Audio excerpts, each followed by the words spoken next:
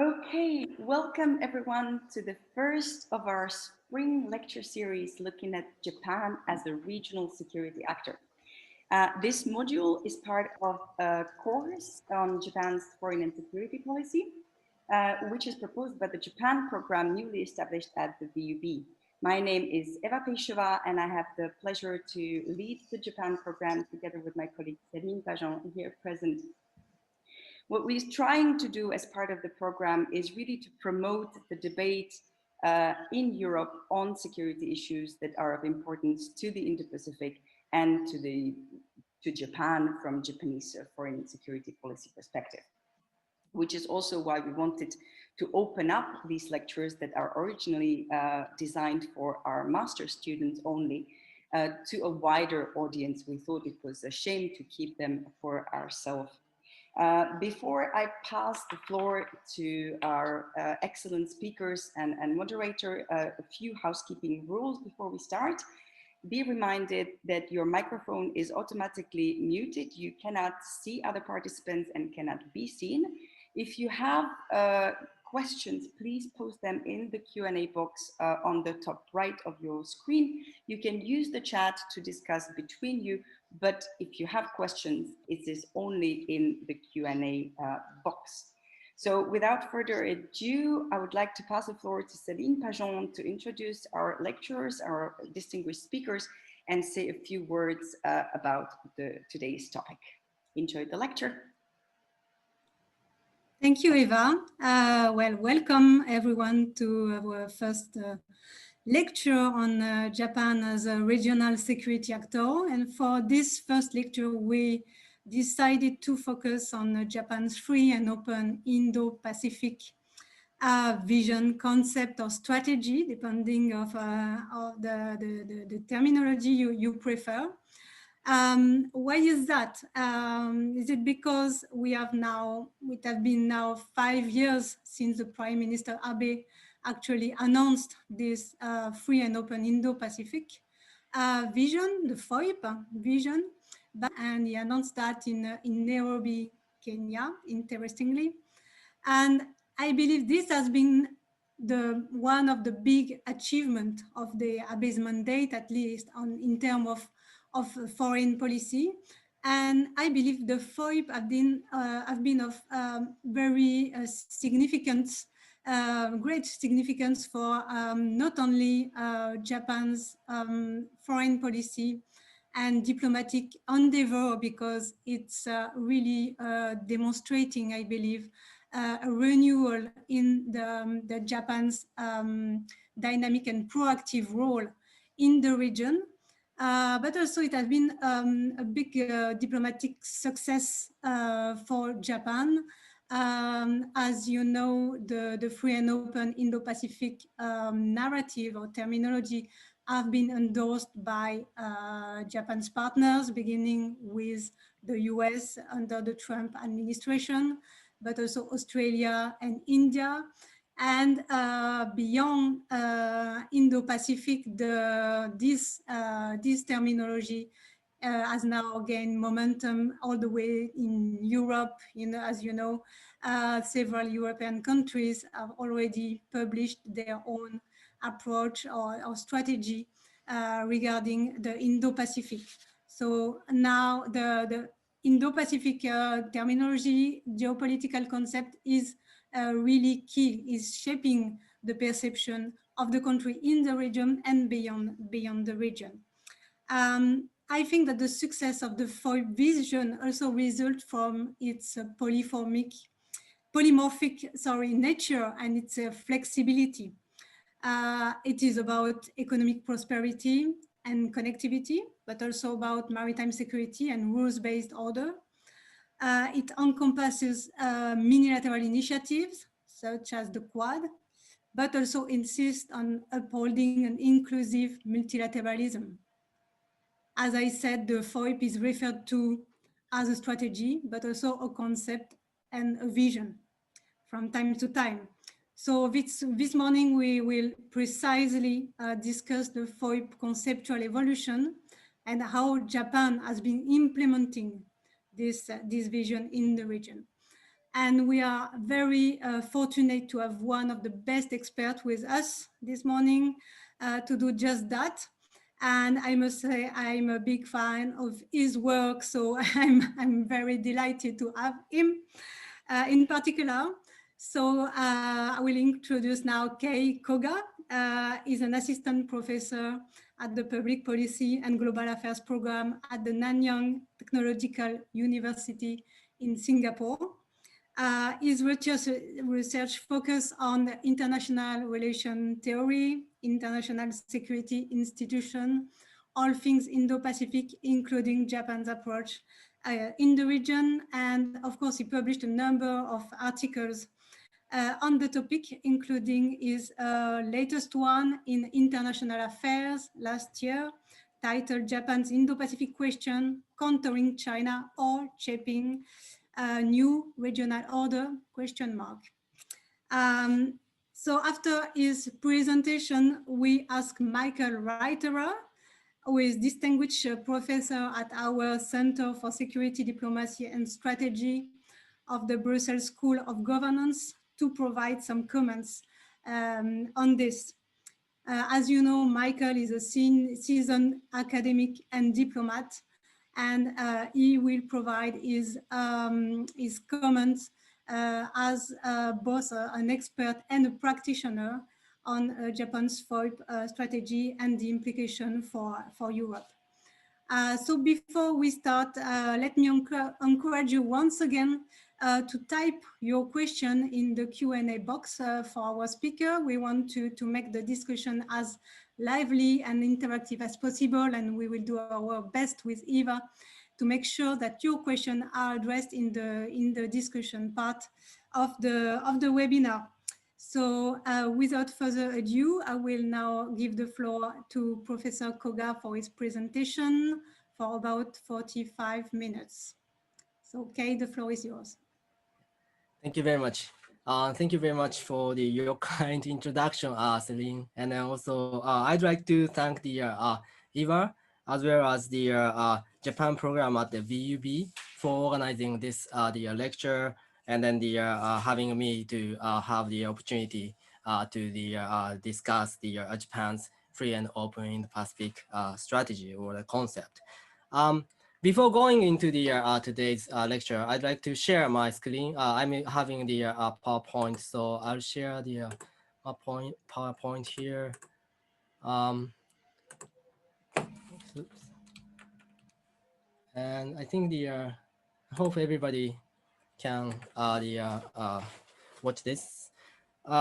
Okay, so I'm as introduced. My name is Kei Koga from the Nanyang Technological University, Singapore, and then my kind of initial research interest is on the East Asian security or regional security and then regional institutions.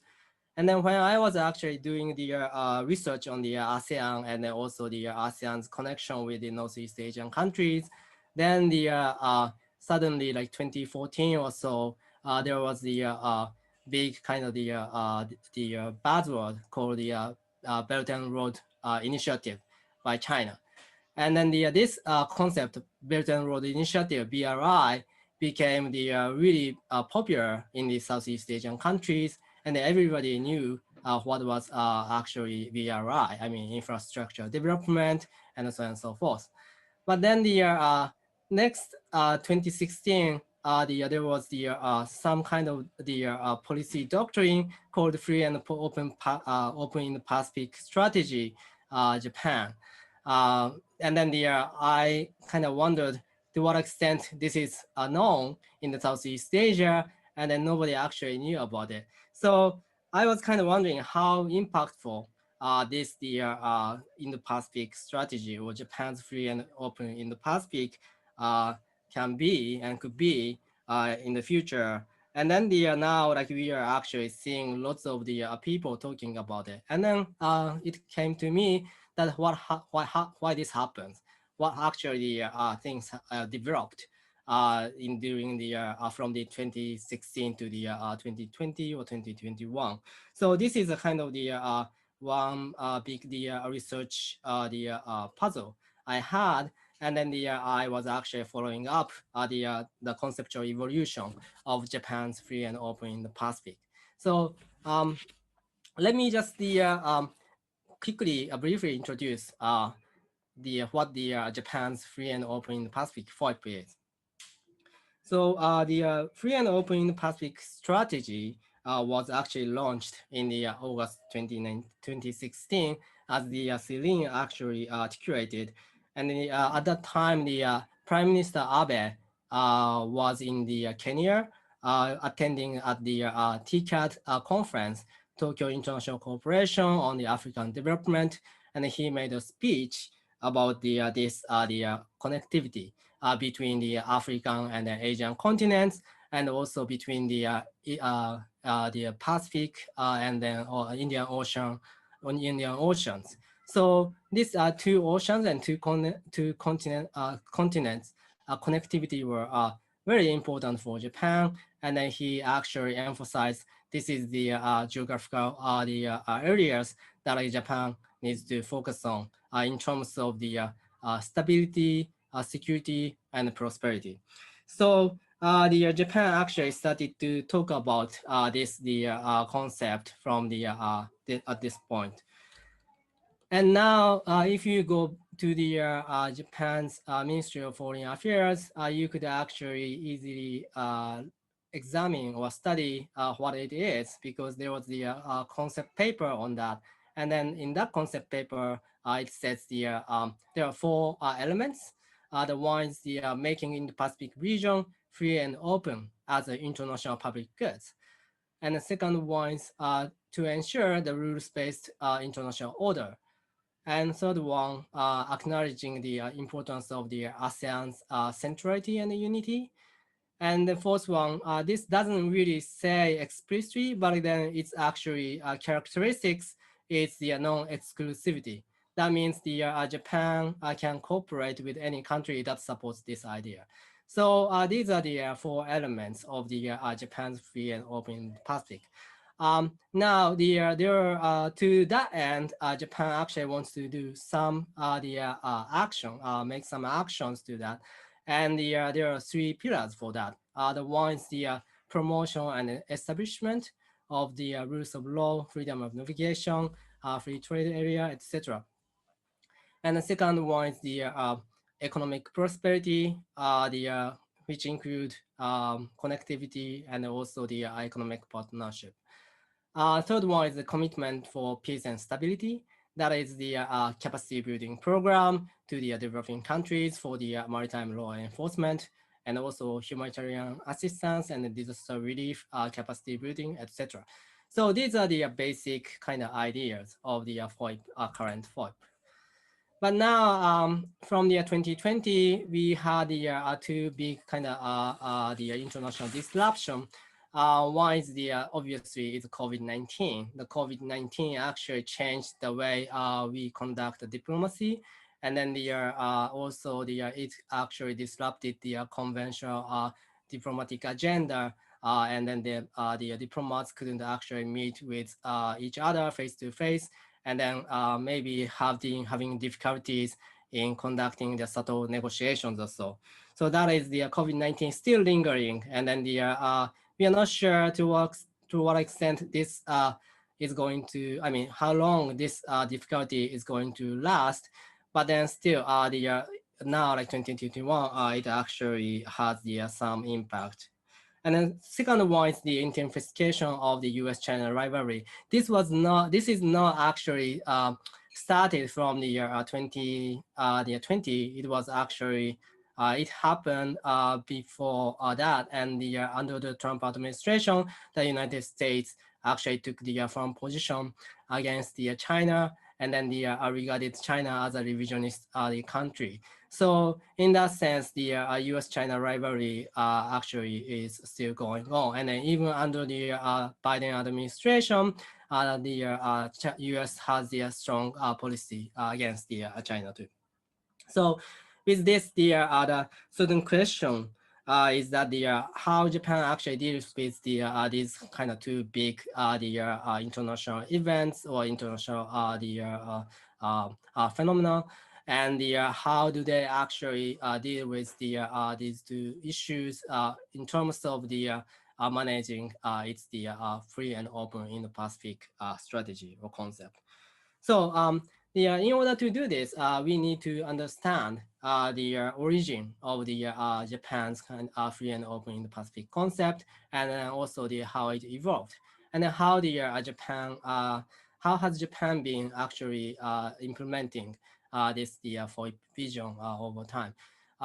So my kind of presentation focuses on these two things. First, the why question about the FOIP's concept, and the second one is the how Japan has been implementing the FOIPs. And then third, and then lastly, in conclusion, I will actually talk a little bit about the challenges that Japan is going to probably face, or Japan is facing currently in terms of the executing the FOIP vision. So let's start. The origin of FOIP is actually the FOIP was created. The concept was created in 2016 and August. And before that, there were two big strategic challenges to the international order by China. That is one is the BRI. As I mentioned, Belt and Road Initiative became the big kind of buzzword to the regions like Southeast Asia, South Asia, Middle East, and also Eastern Europe. And the BRI actually provided the infrastructure development with the Chinese standard, which is not necessarily accompanied with the international standards. And then there was certain concern from the development community, but then still, this is actually really popular because China didn't put much the conditionalities for the development assistance. And in that sense, China was actually becoming one of the biggest development assistant countries, and it investment bank. Investment bank in the 2014. Sorry, oh, it's actually 2014, and then also they actually had the big kind of projects with the developing countries in the Southeast Asia. Most notably, Japan was actually competing with China over the Indonesia's high-speed railway between Bandung and also the Jakarta, and then at the end of the day, China actually won. But then Japan actually made a lot of effort to sell its quality of the railroad, and also the feasibility of the executing this kind of development project. And then Japan thought it could actually win the project, but at the end of the day, China actually won.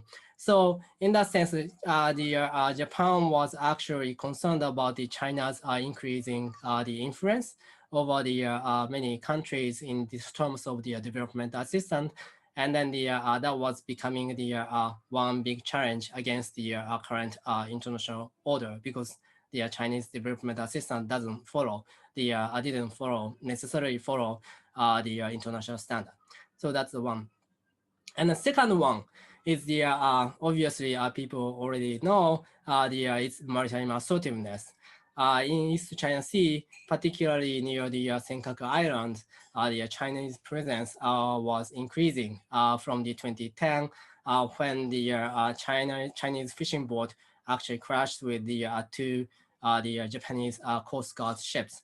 And then also 2012, Japan transferred the ownership of the four Senkaku Islands to the state, so-called nationalization. But then this actually provoked China, and China tried to use this kind of incident as a justification to increase its presence in the Senkaku Islands. So in that sense, the tension between Japan and China arose. And also at the same time, if you look down south, the South China Sea has also had the increasing tension. China was making the land reclamation and also the so-called militarization. They put the military assets on those kind of the facilities they constructed in the South China Sea. And then the also the 2016 July, when the South China Sea arbitration the award tribunal award between the China and the Philippines came in, the Philippines claim was actually justified by the ruling, but then the China immediately rejected these rulings and then didn't actually follow the ruling. So in that sense, that was the thing that was actually perceived that the China was also the challenging the current international order. And these two actually in this context, the Prime Minister Abe launched the this free and open Indo-Pacific strategy. Having said that, this is actually was really vague. And then the basically what the they were trying to say, and then the was not really clear. The basic thing is the one objective is to maintain and strengthen the existing international order, and then the I think international order in that the statement including such various the fundamental values, rules of law, no use or threat of force, sovereignty, peaceful resolution of international disputes, etc. And then the also the it's the again like the core geographical scope is expanding from the Pacific Ocean to the Indian Ocean. So these are the kind of basic idea of the free and open in the Pacific at the beginning. And the there are also three things focus they try to kind of pursue. That is the maritime security, fundamental values, and the economic development and connectivity. These are basically the things that Japan has been doing, had been doing. So it was not necessarily the kind of new thing that Japan had advocated. And for the institutional framework, I mean, to pursue the free and open in the Pacific, they actually, Japan emphasized the importance of the strategic ties with the three countries, with the Australia, India, and the United States. So looking back, I think they are actually Abe was still thinking about the reactivating the Quad, and then it was actually part of his vision because before he became the prime minister in 2012, he actually wrote an op-ed called the Asia Strategic Security Diamond. And in there, that he was emphasizing the importance of the institutionalizing the Quad. So then in the it actually envisioned the FOIP concept at the beginning envisioned reactivating the Quad. So in this context, probably like we could actually see the FOIP was pretty much kind of geared toward the countering the Chinese influence.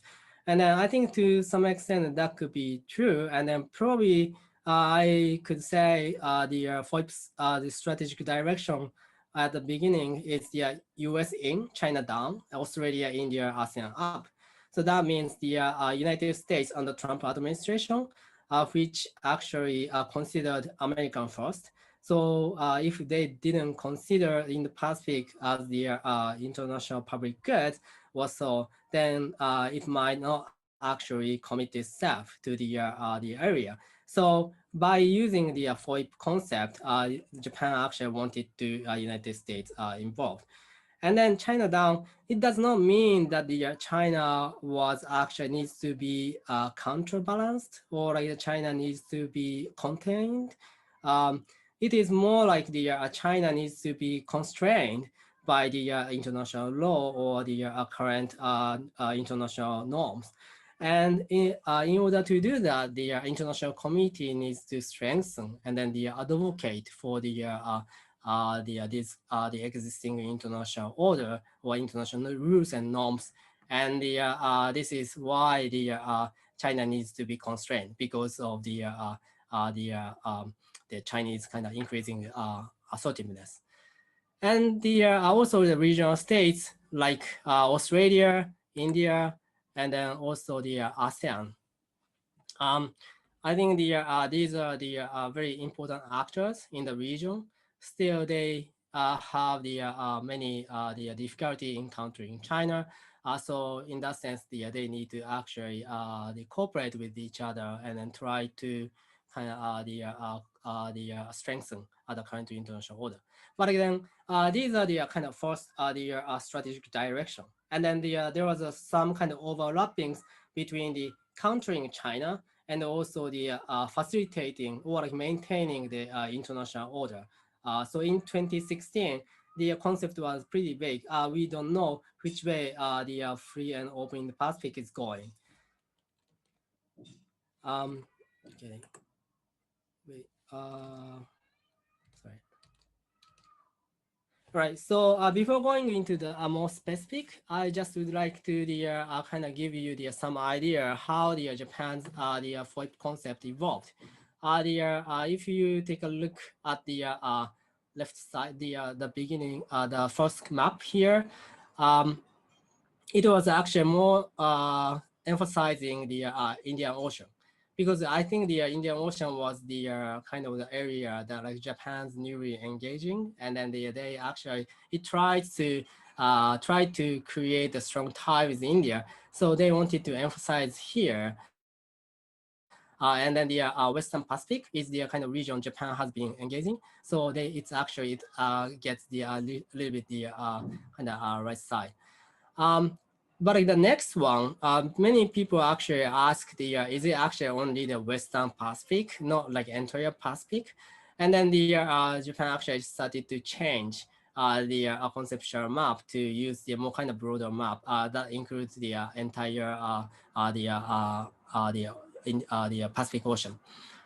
And then the next one is when you create this map, the second map, then the many countries in the Southeast Asia were wondering like what the role was here, and then is role these ASEAN actually neglected, or how do you locate the ASEAN in this FOIP concept? And then the Japan actually started to put the ASEAN in the middle. And later on, because of the many kind of responses they got, they actually started to use their kind of very big map like this. And then now, like I think this is the part of the map they've been using. So the emphasis, some kind of the implication of the FOIP has been kind of changing since the 2016. So let me just kind of go into the specific about the how Japan's FOIP changed from the 2016. Again, as I said, the 2016 core geographical concepts, its geographical concept ranged from the Asia to the Africa, and also the Pacific Oceans to the ocean to the Indian Ocean. And then they also wanted to, because emphasizing the international order, they wanted to emphasize the fundamental values such as the democracy, rule of law, and human rights. So there was the certain kind of implication about the domestic governance, domestic governance in the Pacific area as well. Obviously the economic development and connectivities are important, and then people are actually trying to use the Japan's leverage of the ODA to implement the economic side of the FOIP. But one really big thing happens in the 2017. That is in November 2017, Japan held the summit meeting with the United States. And then what happened is that the United States actually started to incorporate this concept, free and open in the Pacific, into its own strategy. So when President Trump came into Asia for the Asian summits like East Asia Summit or the APEC, he started to use the Indo-Pacific and then never used the Asia-Pacific. So in that sense, the US was actually taking this concept and then internalize it into its own strategy. And then in that summit, Japan and then the United States agreed with the three pillars. That is one is the promotion and establishment of rule of law, freedom of navigation, and free trade. Second one is the pursuit of the economic prosperity, and the third one is commitment for peace and stability. So this is actually, these are the pretty much the same the three pillars that the current the FOIP has. But one kind of difference between the 2017 FOIP and then 2016 the FOIP is that there was no kind of emphasis on the domestic governance.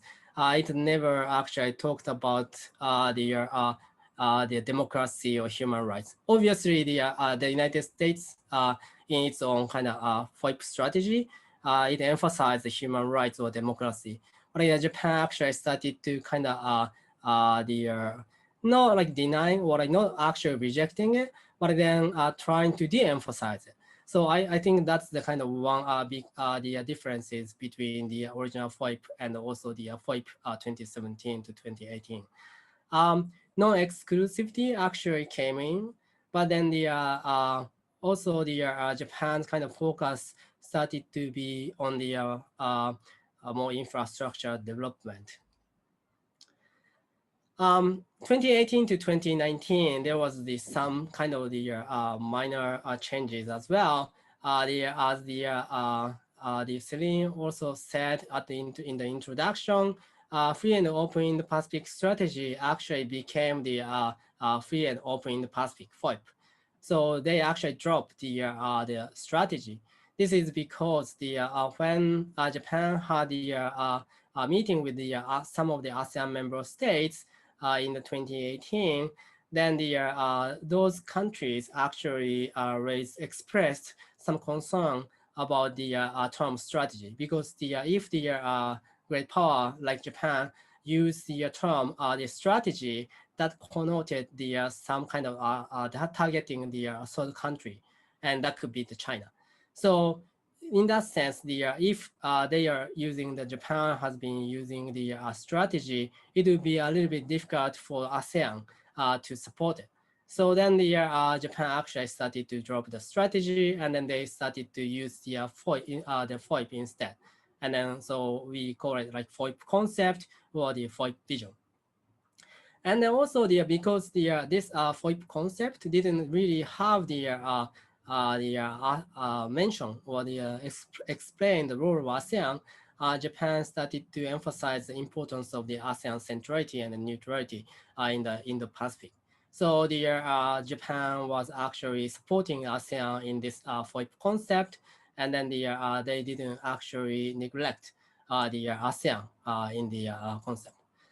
And also there was some kind of bilateral the relation between Japan and China changed because Japan started to not accommodating, but then trying to kind of persuade China to follow the international rules and norms. And then in that sense, if China follows that, Japan is ready to actually cooperate with China. So this was actually interesting move, because Prime Minister Abe was pretty having the really strong stance against China before, but then when he made a speech in I think June or May 2018, then it was 2017, he said that if China is following the international standard in the development assistance to the developing countries, Japan is ready to cooperate with China in the third country. And then China actually took this statement seriously, and then they started to have the bilateral meeting, and then they actually started to create a MOU about the cooperation in the third country. So in that sense, Japan's kind of stance toward China actually a little bit shifted. Also, geographical expansion too. The FOIP concept became popular, and then some of the European countries, particularly UK and France, were interested, and then they started to think about the potential area of cooperations with Japan or with the countries in the Indo-Pacific. And then today, from the 2019 to the current 2021, there was a lot of discussion about the free and open Indo-Pacific institutional arrangement. As we can see, the trend, the Quad, the framework among the Japan, United States, Australia, India, started to be institutionalized. It was actually before it was at the senior official levels, but then it actually turned to be the ministerial meetings, and then there was some rumor saying that the Quad could be could have the summit meeting as well. And also there was some the Quad plus actually the meeting with the regional countries like South Korea and also the New Zealand, and then the other countries on the non-traditional security issue, particularly the COVID-19 as well. ASEAN also created the ASEAN Outlook on the Indo-Pacific, AOIP, and then Japan is trying to find some kind of synergy with this concept. And at this point, we could actually say that the FOIP is actually geared toward to create the order. So building the order building is the fundamental objective.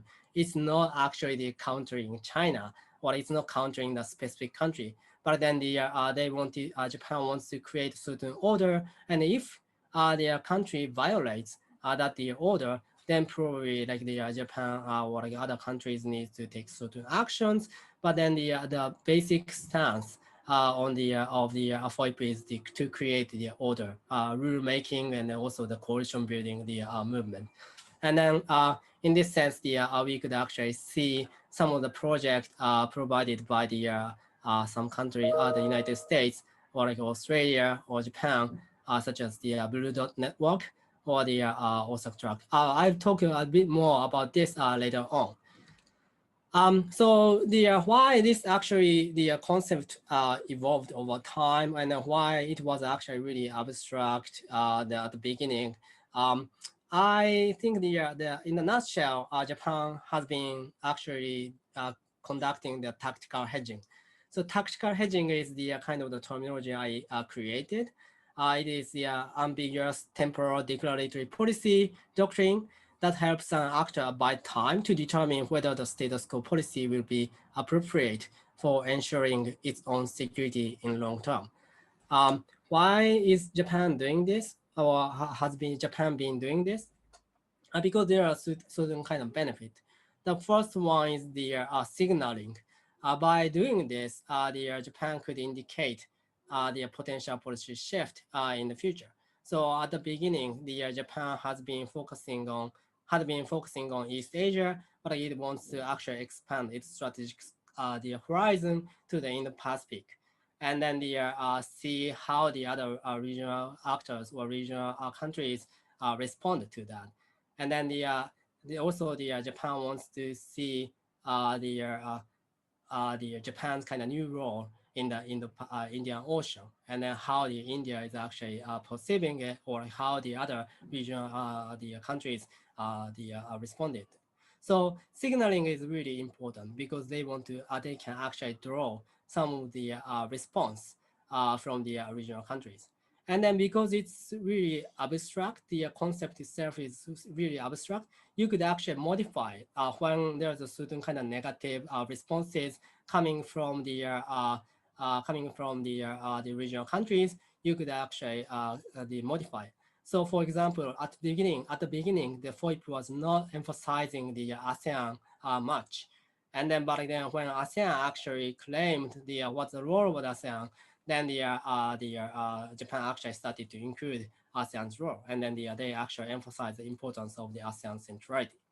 And so this is a kind of the benefit they could get. And then they wanted to actually see how the regional countries reacted. And then because they don't want to create some of the policy doctrine which could be opposed by the many regional countries.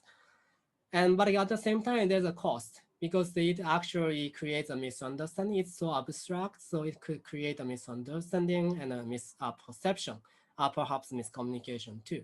I mean, even the Japan itself doesn't really know which way it was going, so that even when like they talk about it, they might not actually know what was actually the more basic principles or like the basic important kind of the implementation action how they could actually execute. So in that sense, it's really abstract and then they trigger the misunderstanding. And then also it could be the less effective if nobody actually draw attention. Even if Japan says we are going to create a free and open Pacific region, and then nobody actually cares, then nobody actually knows what Japan is doing. So what is most important is they have to have certain kind of big media attention also. And then Japan was to some extent lucky because in 2017, the United States actually took over, and then the US was actually emphasizing the importance of free and open in the Pacific. And people started to actually examine it, and then people actually started to understand its actual concept was coming from Japan. So in that sense, they actually could draw the attention, but then it was actually partly contingent because the United States actually took it seriously. And there was a risk too, because if it's so flexible, the concept itself was flexible. So if you don't consistently say the same thing, or if you don't kind of maintain, if you're actually seen as inconsistent, then people would actually say, oh, free and open Pacific is nothing because the Japan can say one thing today and then the other thing or another thing tomorrow. So you have to at least like maintain the credibility. So these are the costs. And also, like I think I would like to add one thing is if the people started to kind of stop talking about it, then concept is not going to evolve because the people are not going to pay attention to that, and then people they just kind of forget about it. So conceptual framework will decay. So Japan still need to talk about this continuously if Japan wants to take this kind of FOIP as the one of the Japan's fundamental foreign policy tool. So this is why the Japan has been kind of at first the ambiguous about the concept, and then now like it's getting more and more concrete. So there's a certain kind of development. So now like just really quickly about the practice and implementation, because this is really kind of messy field. There are so many kind of projects and so many programs that Japan has been doing. And then it is basically kind of mixed bag. But then because some of the project has been done before the concept of the FOIP came out. So basically, what the people are actually saying at the beginning of the FOIP concept strategy, I mean, FOIP, free and open Pacific strategy, people were saying this is just kind of repacking what Japan has been doing. So again, like as I said, most of the Japan's projects in the FOIP have been already created prior to the FOIP in the 2016, and then people will say just kind of nothing really new. There are good news and bad news. Good news is a big conceptual framework like FOIP helps streamlining the Japan's foreign policy project and then gives some kind of strategic meaning to each project. So the people would understand what actually what kind of the project they are actually doing, and then what is the kind of big purpose for the each project. But bad news is no particular change would occur because if the current project just served for the FOIP, the objective or the strategy, then there's nothing else like you could do. So I mean, there's no particular change you need to make, and then like nothing like really happened. So it's just kind of conceptual exercise also. So at the beginning, people kind of quickly dismissed the FOIP is probably not going to survive, and then so on and so forth. But now it survived, and the question is that so? Is that actually the repackaging the what Japan has been doing in the 2021? So I wanted to actually go through the each pillar that the FOIP concept provided. That is the three pillar. One is the promotion and establishment of the rule of law, etc. That is the basically the international order making. And then the second one is the pursuit of the economic prosperity. And third one is the commitment for the peace and stability. I just kind of, because the time constraint, I just go quickly about this. But then what I actually want to say is that there was a certain kind of the project that the Japan actually created after the FOIP concept was launched. And then these actually made certain kind of differences. And then these actually added some values of the FOIP concept too. And most fundamentally, I think I would say the one of the biggest kind of achievement or outcome of the FOIP was the creation or institutionalization of the Quad. So 2016, the Japan actually created the certain kind of trying to strengthen the strategic tie with the obviously United States and Australia, India. And then 2018, like they also incorporated the ASEAN centrality. And then they emphasized the ASEAN a lot on the paper and also in the diplomatic interactions. But quietly, they actually try to institutionalize the Quad. And then even now, actually, it provided the some opportunity to create the so-called Quad Plus. So if you take a look at this, the table, Japan and also the three other countries, Quad countries, actually had the already 10 meetings from the 2017. And then mostly they were senior level, but there are already kind of two foreign ministerial level. And then it actually serves as the kind of information sharing device among the four countries. And because their location is geographically, they are located in the part of the important area of the Indo-Pacific. It actually increased the situation awareness in Indian Ocean and also in the Pacific Ocean as well. And also even though there are certain kind of subtle differences in the policy, but then I think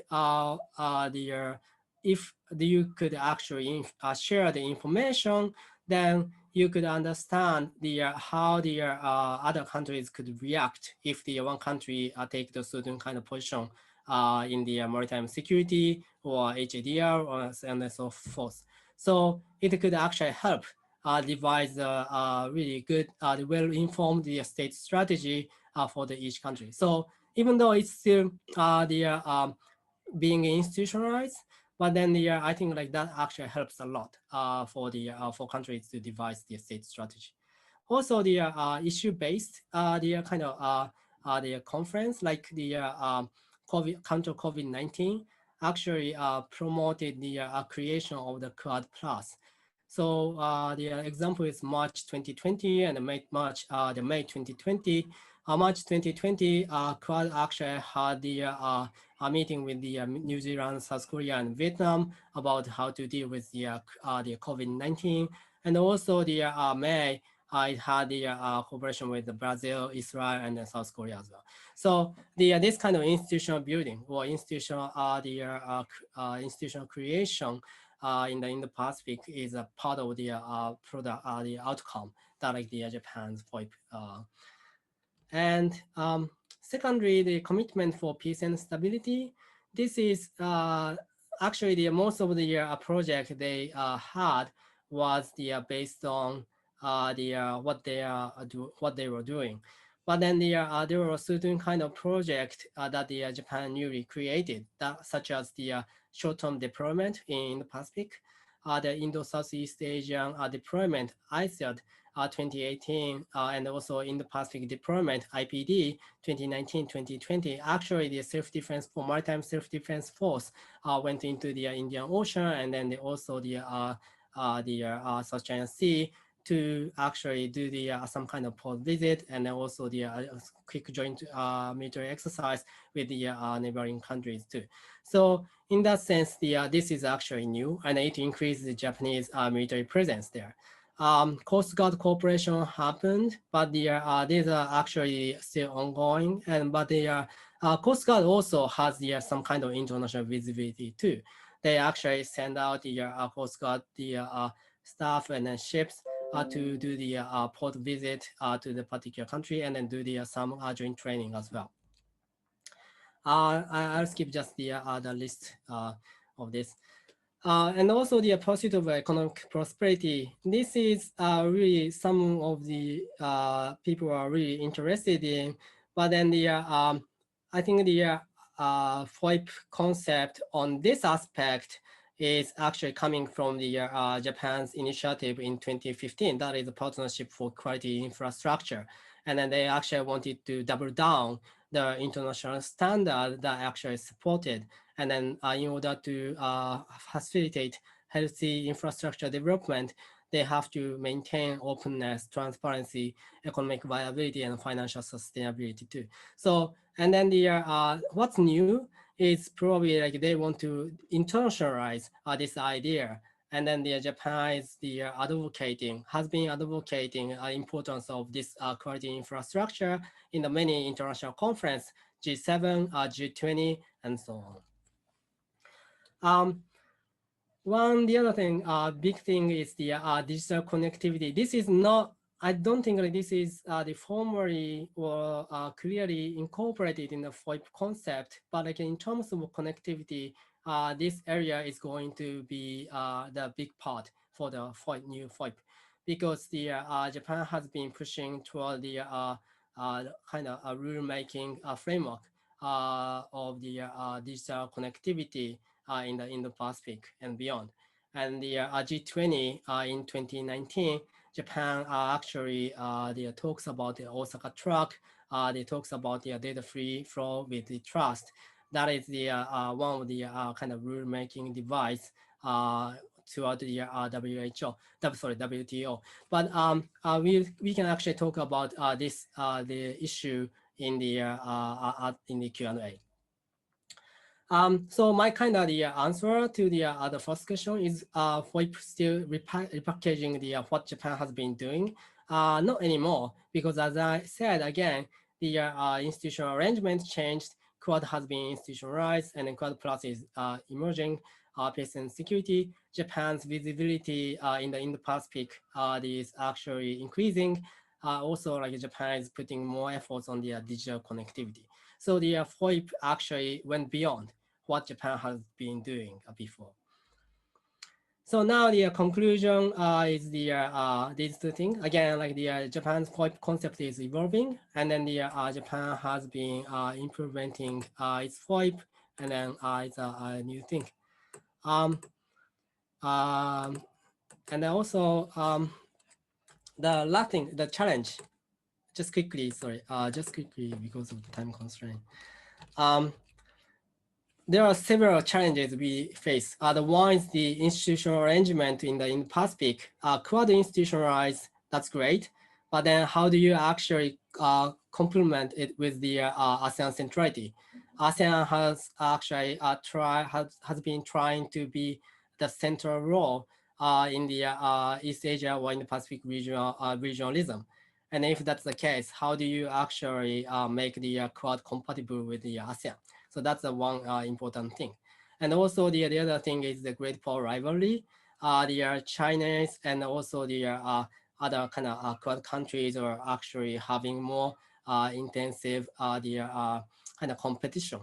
And then are we going into if we are going into the kind of new Cold War, new actually rivalry, then how Japan actually cope with this under the banner of the FOIP. And then third one is the Suga administration, the current administration new administration is more preoccupied with the domestic issues like countering the COVID-19, also the organizing the Olympic, and then the domestic politics as well. General election is coming up this year. So in that sense, is there any kind of new idea that the Suga administration can push forward for the improving the FOIP? We don't know. So I think like these are the challenges Japan is going to face. And then we kind of I want to actually discuss these issues in the Q&A. Thank you very much, and sorry for taking a bit long time for this.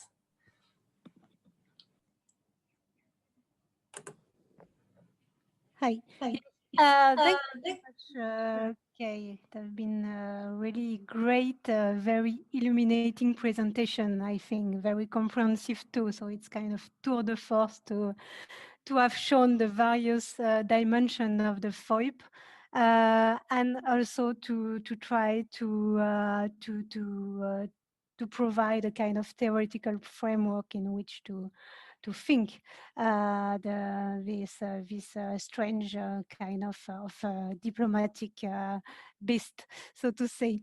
So now I would like to turn to Michael Reiterer for his comments on the presentation.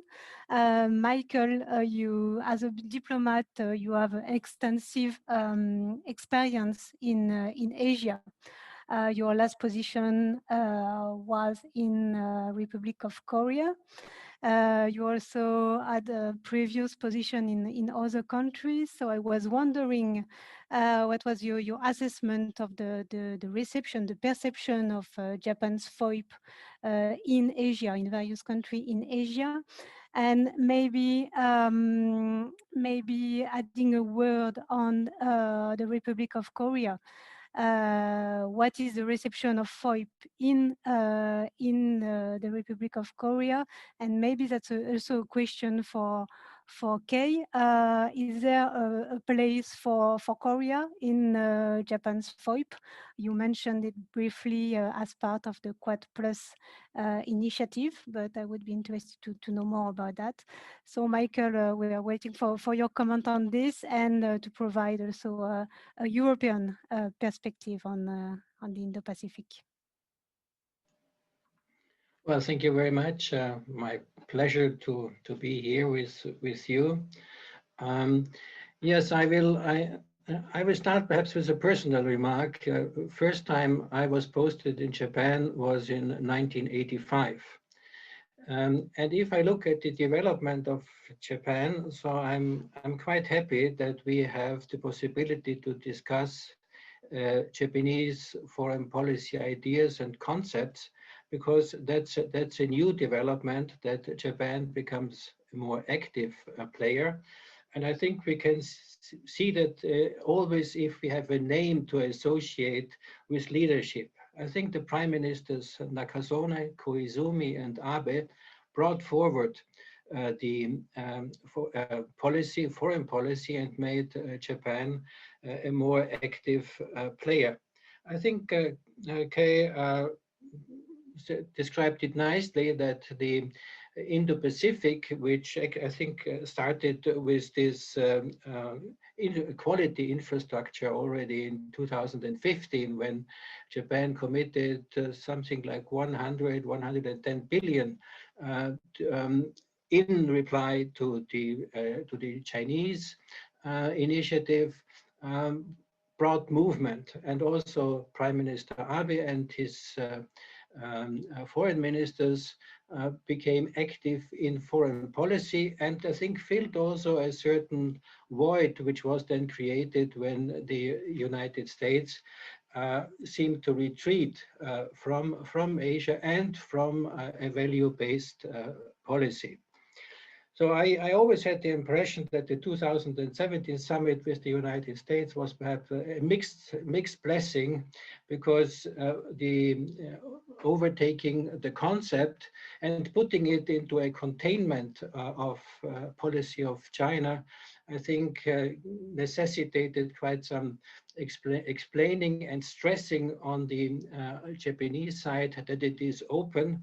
And Kei also mentioned that the term strategy was dropped in order to make sure that this openness message is maintained, which is, of course, I think will remain problematic because the great power rivalry and competition with China is a focal point for this initiative, but also other initiatives. I think I like this tactical hedging concept which you mentioned. It also means a little bit to try to be everybody's darling, which is of course difficult. There are moments where you have to make a choice and where you cannot be everybody's darling. Everybody wants to be, but I think that's not how diplomacy works at the end. Of course, also values is an important issue, but there realism always kicks in, and we see how do we deal with China's human rights violations? How do we deal with Myanmar right now, where Japan has considerable economic interests? Will it overcome the economic interests and take a strong position on what's going on, and it's getting worse day by day. We also have to see what's going on in Hong Kong. We have the looming Taiwan issue. So we have quite some hotspots where the Indo-Pacific is in the center, as well as the South China Sea. So I think this is something which we have to face. And as I have served as my last post as ambassador to Korea, that was is one of the missing elements, because the relationship between Korea and Japan needs improvement.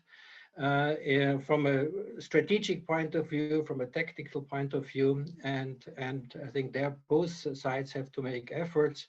And on the 1st of March, I think President Moon Jae-in gave a rather opening and soft speech. I hope that Prime Minister Suga also jumps on that wagon, because that would be in the strategic interest. Now, let me just say a word about institutions. That's quite important. You underlined correctly the important role of Quad is playing, and talks about Quad Plus. But how can we bring in the European side? I think the whole Indo-Pacific will be part also of the transatlantic discussions, but we also have to see that we bring it in our discussions with Asia in general, but with Japan in particular, because Japan so far is the only country where the European Union has signed a connectivity partnership. And the connectivity strategy of the European Union is probably the closest you can get to an Indo-Pacific strategy right now. But an Indo-Pacific strategy on the European level is under preparation, and the date for discussion would be the April Foreign Affairs Ministers meeting. And there, the European Union can actually build on already existing papers. We have France. Let me just see very quickly if I can share that with you.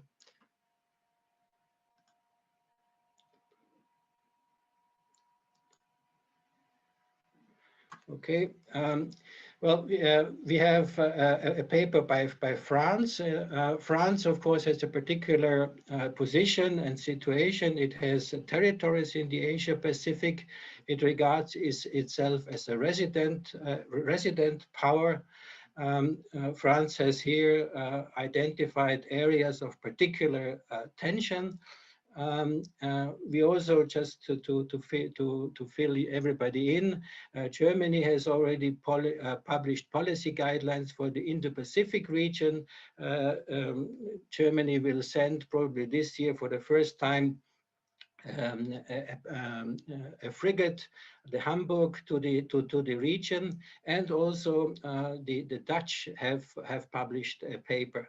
I don't want to go into analysis and of course the UK as a former member and an important power is active in the region. Well, this is the EU connectivity strategy, which will, I think, feed into the strategy, which we will see soon. But there, Japan plays an important part. And therefore, I was underlining we have to see that we don't have institutions on the one hand, which have no links with Europe. And that's a little bit a danger which I was seeing, and I would like to flag that. There is, of course, also the very strong economic interests on the European side. We have to see how the various FTAs, those regional FTAs fit in. It's the issue of creating standards and norms, what we call the Brussels effect. The different concepts will we see in the post-pandemic time, a Green Deal and blue economy for recovery. And last but not least, we also have the political implications, because the security between Europe and Asia is indivisible, and therefore there the European Union takes this comprehensive approach. But therefore, I just would like to underline the importance of links from the institutional point of view, in order to make sure that the strategic partnership between the European Union and Japan can make a contribution. But the strategic partnerships of the European Union, which are with China, with India, with Korea and with ASEAN, they have to play together so that we don't fall into the trap of silos. So my plea is for a comprehensive approach, an inclusive approach, an open approach, and the open approach cannot be limited to the Indo-Pacific, because the interest of other partners, European partners, in the Indo-Pacific is clear and evident. Thank you very much. Thank you very much, Michael, for the great comments. And you also raise a bunch of questions for Kei, that some of them are actually overlapping with the many questions we received, very interesting one. So for the sake of time, I will try to gather them thematically and then ask them to Kei. Several of them, so that Kei, you can try to start thinking about the questions, and of course you are free to answer them in the order that you prefer, or maybe just avoid some that you find too complicated. So maybe to follow up on what Michael said about making choices and not being everybody's darling, and the question of values in particular. Also, one question referred to the current situation in Myanmar. Difficult one. We know that Japan has strong bonds with Myanmar, a lot of investment, lot of Japanese companies there. There is an historical also privileged relation between the two countries, and as you underline, Kei, values, democracy, human rights are a significant part of Japan's FOIP. So what can Japan do in this regard? Sorry, can Japan use any leverage to try to shape, to influence the situation in Myanmar? Is it in Japan's interest at all? Another question is related to the human rights situation in China, what's going on in Hong Kong and the Xinjiang. We discussed at some point the opportunity for Japan to adopt a kind of Magnitsky Act to try maybe to impose sanction when needed on China. So what is your assessment about this? About making choices and take side and make difficult decision. Maybe one question in the Q&A related to Taiwan, and what would be Japan's stance in case of a Chinese military aggression on Taiwan. And this is quite sensitive, but if you can give some element on this. Michael referred to the Japan-ROK relation, and I also touched upon this. So yeah, what is the ROK role? ROK, do you see still the ROK as a like-minded partners? What role do you see the ROK playing in the Indo-Pacific, or to help to realize the Indo-Pacific vision?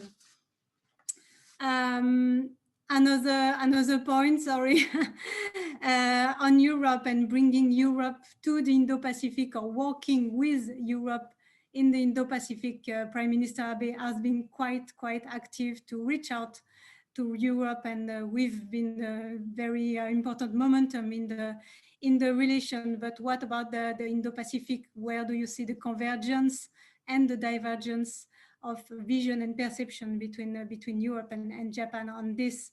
And there is one particular question regarding NATO. I don't know if you have a specific views on this, also to engage with NATO. Do you think NATO would be a relevant and important actor to commit in the Indo-Pacific? What is Japan's views on that?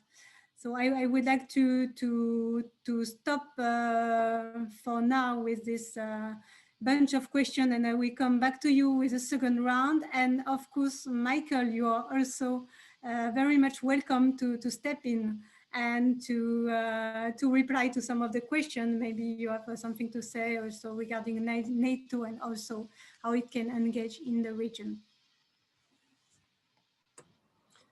Okay, thank you very much.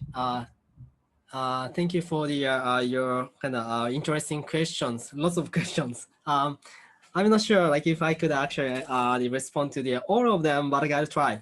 Let me just kind of start with the human rights and democracy.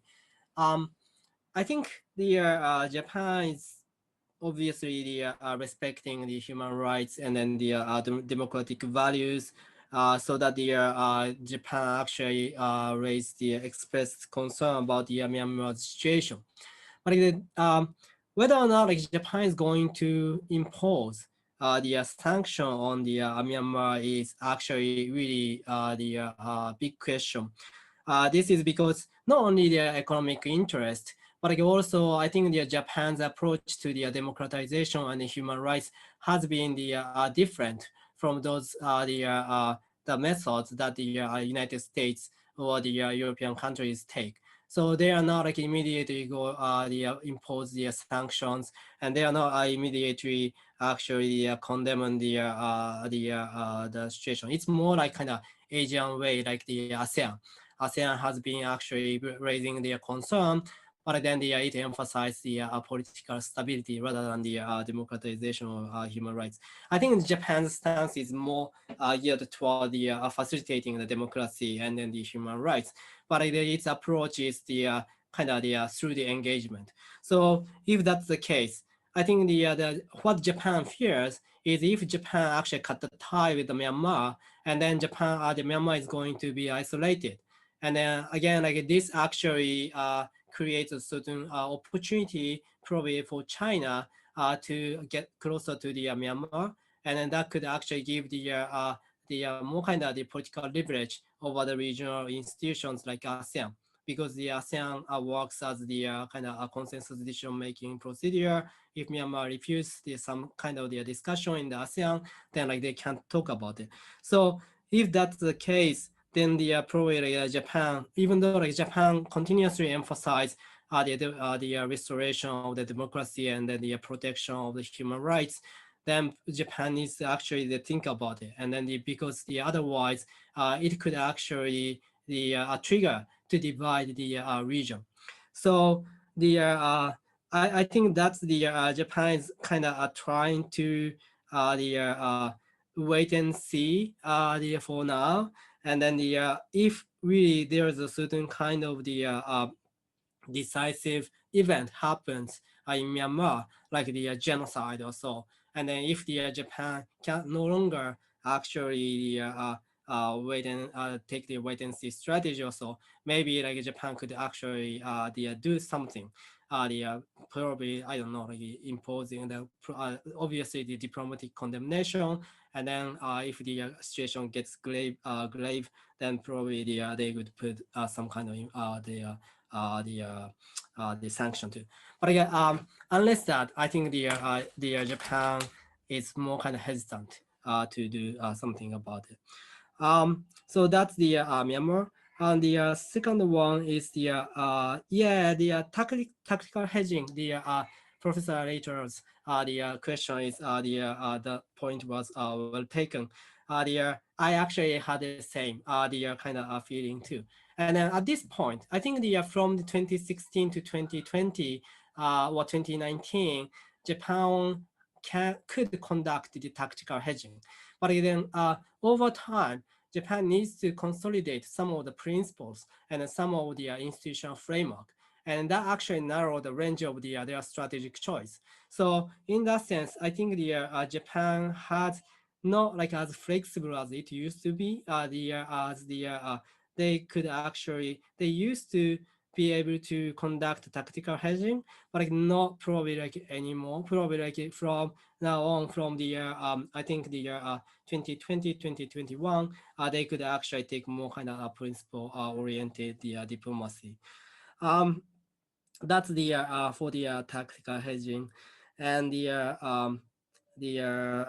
ROK, the South Korea.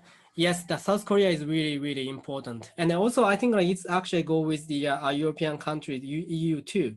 Their connection with these the like-minded countries are really important. And then they have their stake in the Indo-Pacific as well. What I actually perceive about the kind of institutionalization is not like the Quad is not necessarily exclusive to those countries. This is why like the Quad is trying to create the Quad Plus. And if there is a certain kind of the common vision or like some kind of common interest came in, probably like the framework could expand. So it's not like necessarily the Quad. I think like it's could be the Quad Plus can be the one of the core frameworks in the institutions. But what I think the need to actually think about in terms of the institutionalization of Indo-Pacific is the division of labor. There are so many kind of institutions in the Indo-Pacific, like ASEAN, East Asia Summit, those kind of ASEAN-led institutions, EURA, and then SAC, the Quad Plus, and then the etc. So if we just kind of reinventing the wheel, then the probably like it's not going to help. And then the probably like the institutional competition going on, and then they may actually have some kind of the rivalry, and then also political rivalry, or they may actually reduce the efficiency and effectiveness of the institution. So what we need to do is probably like the institutional dialogue as well, inter-institutional dialogue, such as Quad plus EU and Quad plus the ASEAN. I think if we actually do this, probably like we could actually find out what is the important role for each institution, and then what actually the interest each institution has in the particular geographical scope. So I think the Quad is just I perceive Quad is an important institution, but it's just kind of one of the institutions in the Pacific. And the NATO, yes. I'm not really sure about the NATO's connection yet. Probably like I could actually study it, but like, I don't see. I don't know if I'm wrong. Then please correct me. But like, I don't see any kind of the statement provided by NATO about the Indo-Pacific yet. So if there is a certain kind of political willingness or so, maybe we can actually talk about it. But unless the NATO is interested in that, then probably like we might not actually, we will do some kind of other institutions which shows the interest in the Pacific. So that's the one answer to that.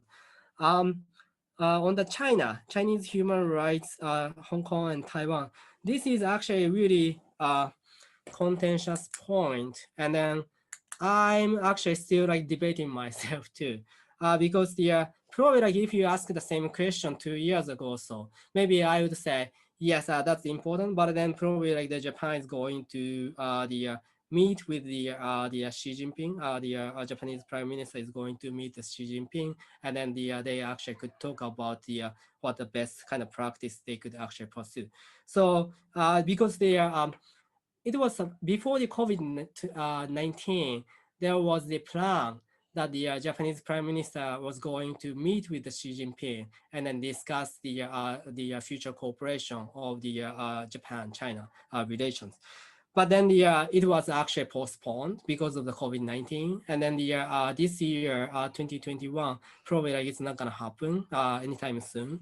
So if that's the case, then the window of opportunity to talk with each other actually is diminished. I mean, the closing. And then if Japan started to more kind of align with the United States and then also the other countries in terms of the human rights and then in Hong Kong and also the Xinjiang, maybe Japan might take the tougher stance. I don't know if it might not necessarily the economic sanction also, but it might actually give the more kind of the express the grave concerns over the Chinese practice. Okay, the last one, the Taiwan contingency.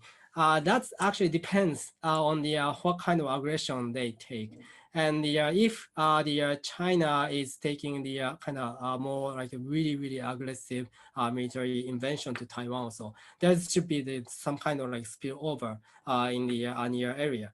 And then Japan is much closer to the Taiwan than any other countries. So then Japan needs to react to that because it's going to be the some contingency surrounding the Japan. So I think it will not probably like against the China or like protecting Taiwan, but again somehow like the Japan needs to involve in order to maintain the stability in the Taiwan Strait. And also obviously the United States is going to come in. So if the US is coming in, probably like the Japan needs to actually coordinate its policy for the logistical support and so on and so forth. So this Taiwan contingency is really tricky for Japan, but like, I think if that happens, Japan is inevitably got involved. Very good, Kei. Thanks a lot. Thanks a lot. We still have many questions for you, which is good because it shows the great interest in the issue. So I would like to list some, and before asking you for the reply, I will turn to Michael for few elements on the EU and NATO question. So for UK, for the next round of question, we'll start with a very interesting point on the state of the debate in Japan, domestic debate regarding FOIP, its relevance, and maybe sustainability. You see a big consensus at the academic and political level on FOIP, or is there any debate, any question on this? Also, FOIP, I believe, is much about the diversification of Japan's strategic partners. So is it also a consensus, or are there some voices saying that, well, Japan should better focus or refocus on its alliance with the US? Second bunch of question on ASEAN and the reaction of ASEAN to FOIP.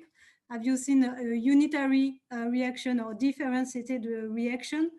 And I would like to add, do you think that Japan is seen as an alternative to the US and China, or as a US proxy? We also discussed the RCEP, the fact that this economic agreement was adopted last December around China, but not only. So do you see any difficulty or tension or convergence between the FOIP and RCEP? And finally, some question on the role and the place of Africa. As you said, Prime Minister Abe announced FOIP in Kenya. So how Africa is fitting into FOIP vision right now? And there was also an initiative of the Asia-Africa Growth Corridor between Japan and India in order to try to provide a kind of alternative to BRI in Africa. Is there any progress on this? And there is a bonus question, I would say, on the Arctic policy of Japan and its articulation on FOIP, but we are going quite far there, so you're not absolutely obliged to answer this one. And so before, I would like to turn to Michael. Michael, I believe you have additional comment on what the EU can do and NATO can do in the region and how they can coordinate. Well, thank you. Just a word on what we started off in discussing is institutionalization, which is a wrong expression. I think there is nobody has the intention really to create an Indo-Pacific institution, organization, or whatever. However, it is important to use platforms, existing platforms, and how to connect them in a sort of networked diplomacy. So I think the opening from Quad to Quad Plus is not the real opening. This is more a discussion whether Korea and India are ready to join an arrangement which they perceive to be China containing. So that's an Asian issue basically. If we talk to opening up, then it would be a Quad plus plus, and the plus plus being the European dimension. But I think there it would be much better to use existing institutions or dialogues like the East Asia Summit, where the European Union would like to become a member for quite some time, and which also has this element of ASEAN centrality, which is important. So I think this is something to consider. I think the importance of linking up with the European Union is also in this Africa dimension, which you mentioned, because the EU has a increasing partnership with Africa, and therefore to connect and have synergies, I think would be very important.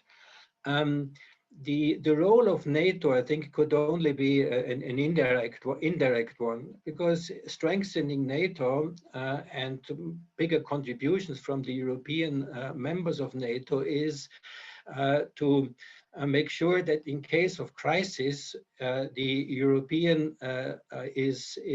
Europe can take care to a large degree of itself, and therefore would allow US troops or other troops to be used in another area.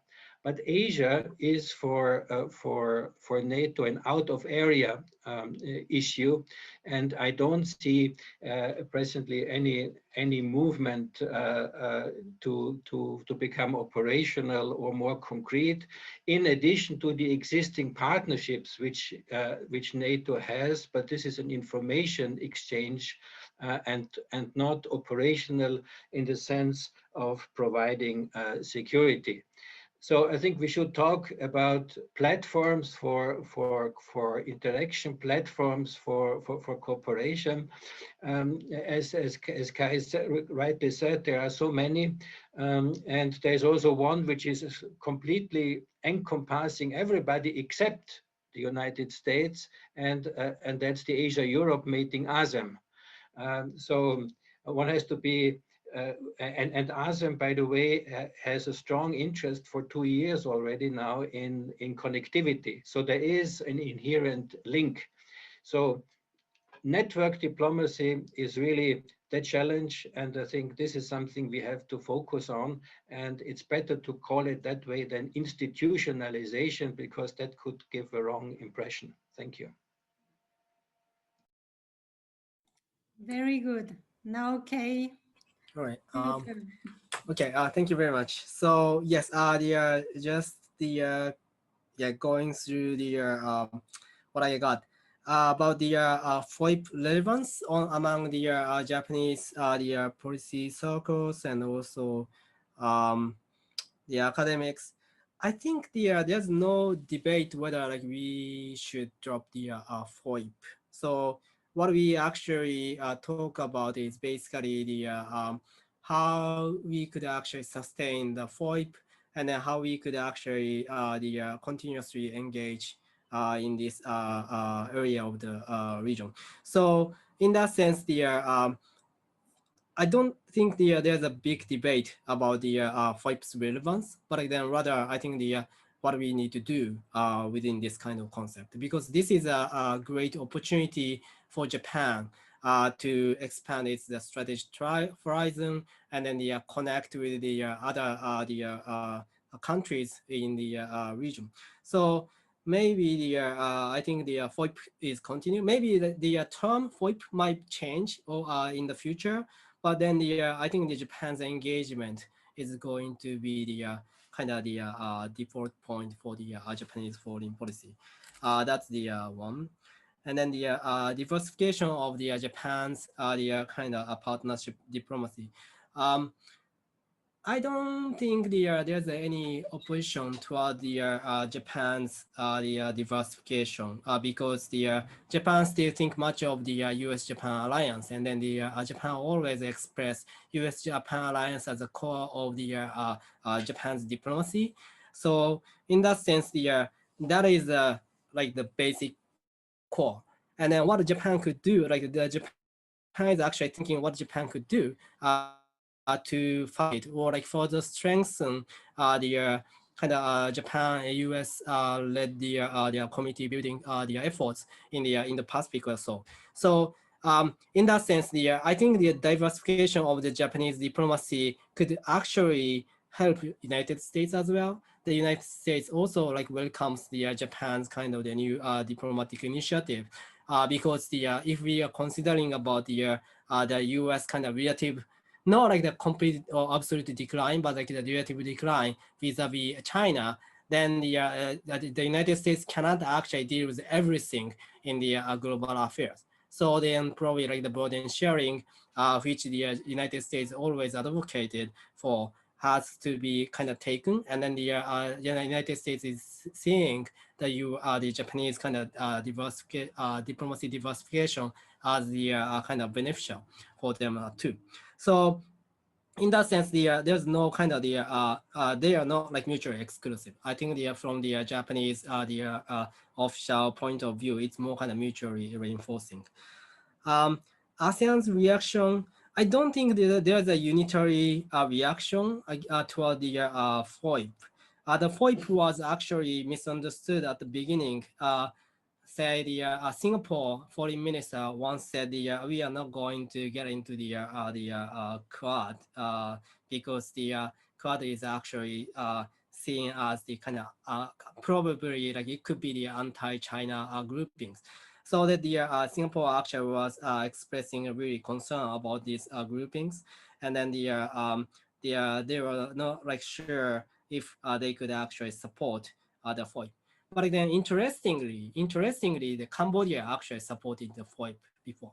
I mean, at the beginning, at the first place. So in that sense, the Cambodia's concept of the FOIP is more kind of infrastructure development, and then if they support it, they could actually get the more kind of the development assistance. So in that sense, I think the Japan has the more there's no kind of unitary reaction from the ASEAN. The Japan is seen as the no alternative, but then the ASEAN country actually see the Japan as the important partner for them.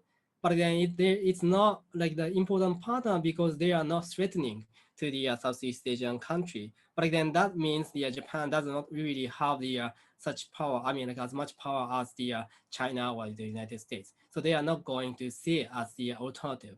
But then I think the Japan could be a partner that has this strong link with the United States, not necessarily the US proxy.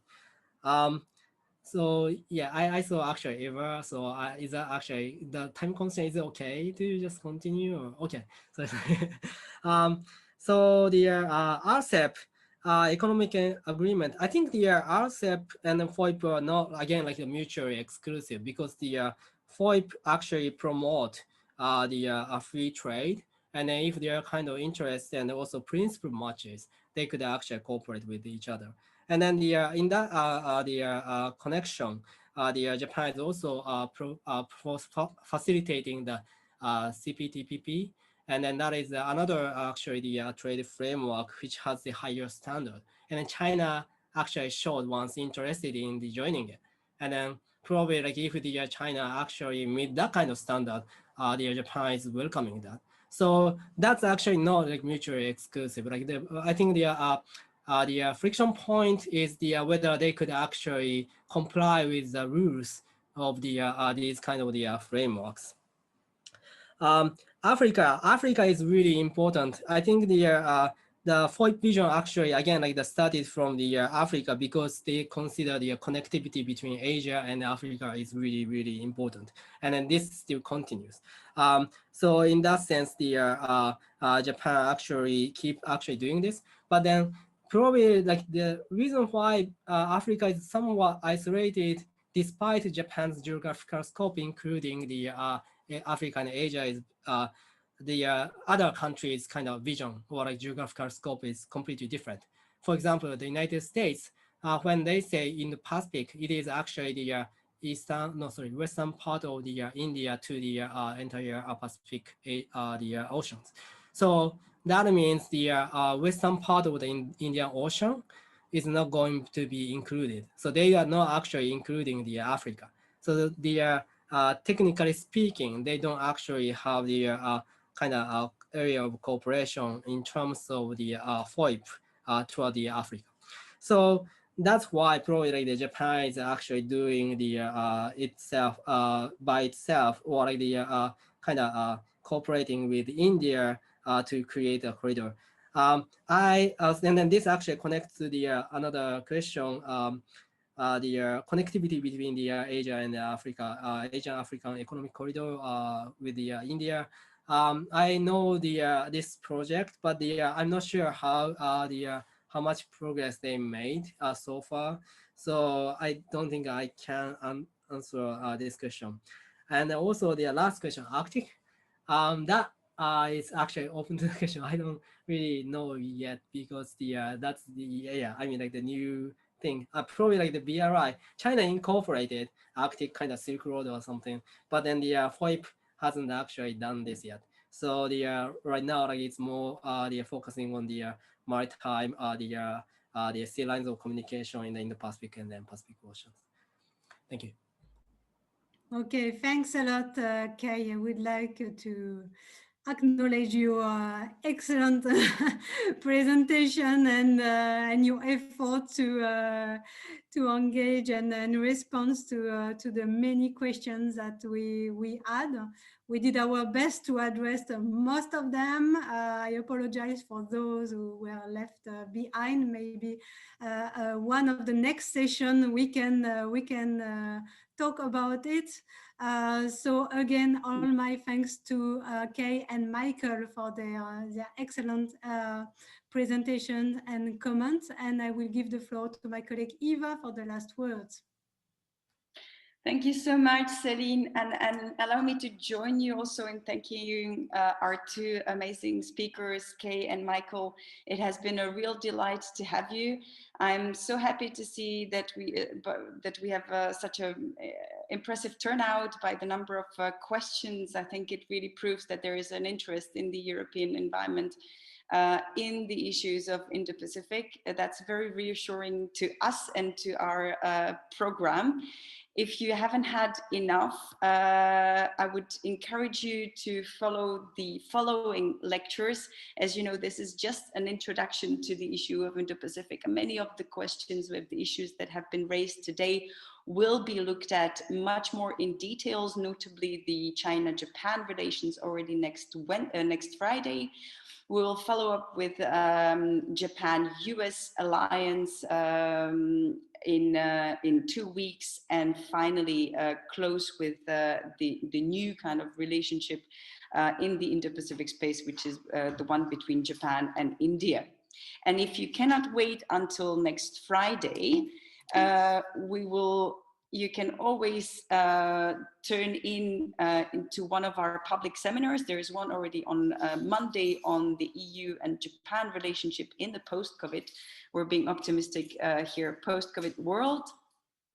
So you can see that in general, our March schedule is going to be rather busy. Some of the issues that have been addressed also on the transatlantic cooperation in the Indo-Pacific is something that we will be looking at, and you can tune in on March 18 for our public seminar with the Center for Strategic and International Studies in Washington.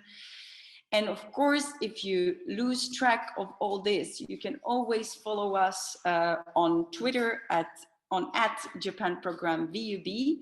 You can listen to this lecture again and to all the other lectures that we uploaded to our YouTube channel on Japan Program VUB.